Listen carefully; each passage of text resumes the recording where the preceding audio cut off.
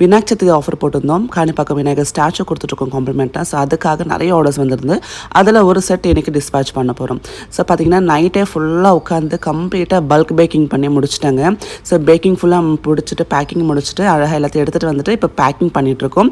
So எந்தெந்த கஸ்டமருக்கு என்னென்ன குக்கீஸ் போகணும்னு சொல்லிட்டு அழகாக லிஸ்ட்டை எழுதி வச்சுட்டு அதை உட்காந்து வந்து பேக் பண்ண ஆரம்பிச்சிட்டோம். ஸோ ரொம்ப ஹாப்பியாக இருக்குது. ஸோ இந்த ஸ்டாச்சு தான் நம்ம வந்து காம்ப்ளிமெண்ட்டாக கொடுத்துட்ருக்கோம். இது வந்து காணிப்பாக்கம் விநாயகரோட ஸ்டாச்சு. பர்சனலாக எனக்கு ரொம்ப ரொம்ப நல்ல எக்ஸ்பீரியன்ஸ் இருந்தது. ஸோ நான் வந்து ப்ரெக்னெண்ட்டாக இருந்தப்போ நான் வேண்டிக்கிட்டேன், அது நல்லபடியாக நடந்தது.